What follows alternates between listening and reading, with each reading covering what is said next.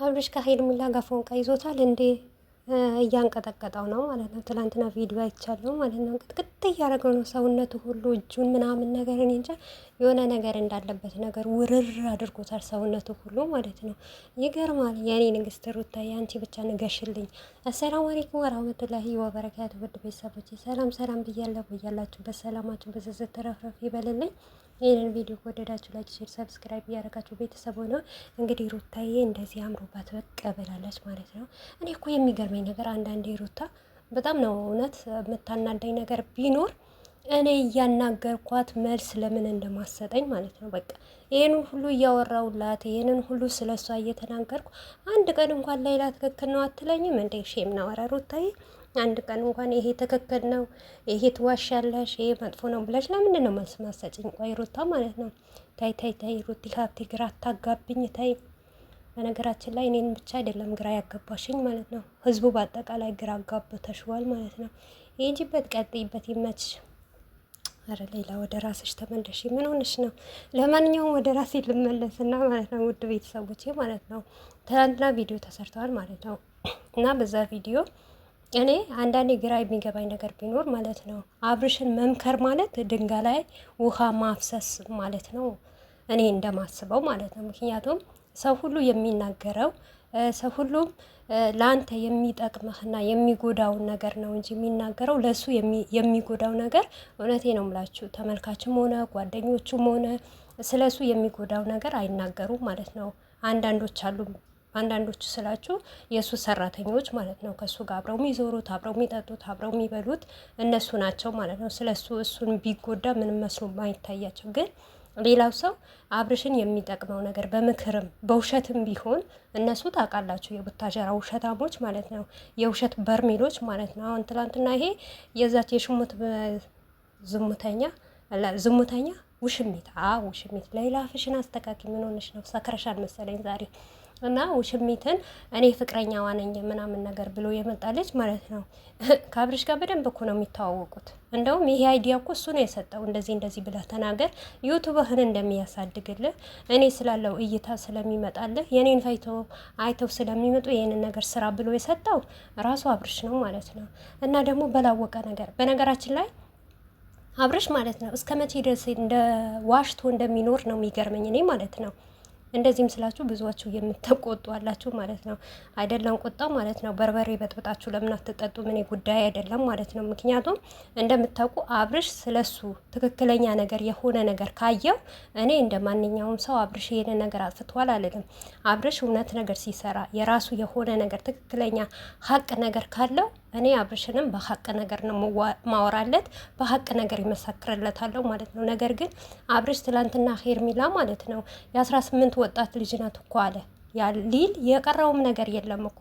ምክንያቱም ከዚህ በፊት ጓደኛ እንደሌላት፣ ፍቅረኛ እንደሌላት፣ ባል እንደሌላት ነው ለአብርሽ የነገረችው ማለት ነው። ነው እንዴ? እንዴት ነው እባክህ? እና ለምን አታገባትም አብርሽ ማለት ነው? በዛ ላይ በጣም ታምራለች፣ በጣም ውብ ናት ማለት ነው። እቺ የመሰለ ውብ ልጅ አግኝታ የ18 ዓመት ልጅ ማንም ያነካት እንዴ? ማንም ደርሶ ያልሳማት ሌላ ነገር ላወራ ነበረ። ታይ ሌላ እና ይሄንን ሁሉ ነገር ካገኘህ በእጅህ ከገባች ማለት ነው ለምን አታገባትም? ሩታን ፈታ።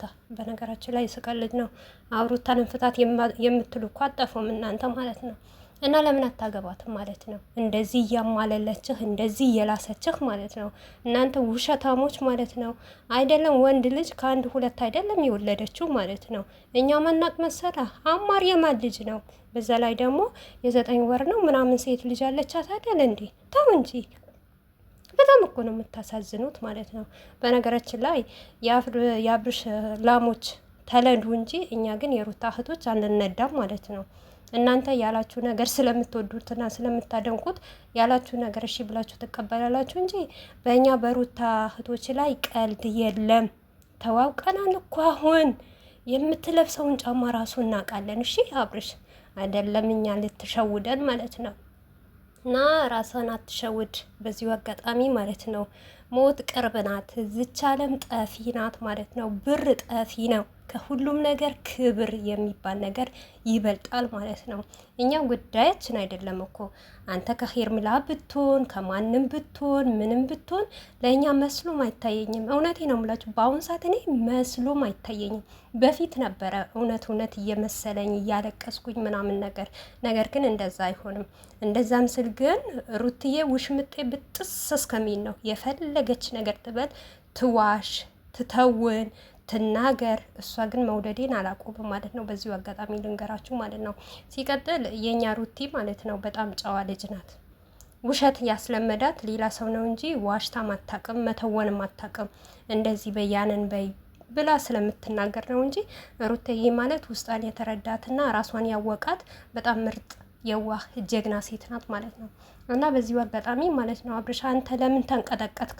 በቃ ከህይወት ካላፈቀርካት ካልወደድካት ለእሷ ቦታ ከሌለህ ስትልስህ ሌላ ስሜት ካልተሰማህ በቃ ከህይወቴ ውጪ ህዝብም አልወደደሽም። እኔም ደግሞ ወደ ትዳሪ ልመለስ፣ ወደ ቤቴ ልመለስ፣ ስለዚህ ባለ ትዳር ነኝ ብለህ ለምን መልስ አትሰጣትም ማለት ነው?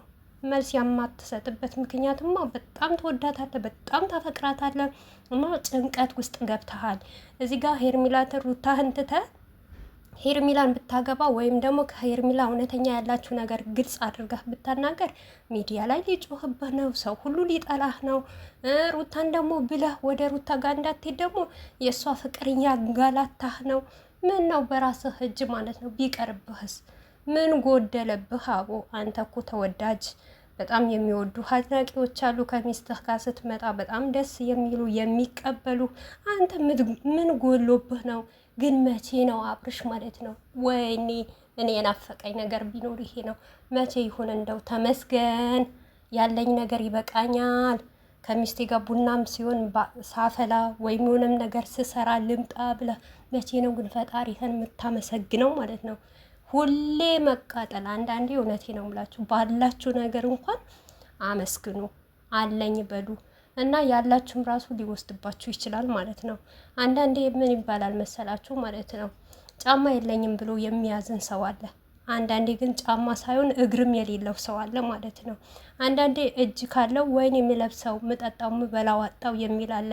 ነገር ግን እጁም የተያዘ ሰው አለ ማለት ነው። ይሄንን አስታውል ማለት ነው። ከውሸት እስቲ ከድራማ እራቅ ማለት ነው። ሁሌ ያንተ ውሸት አያልቅ።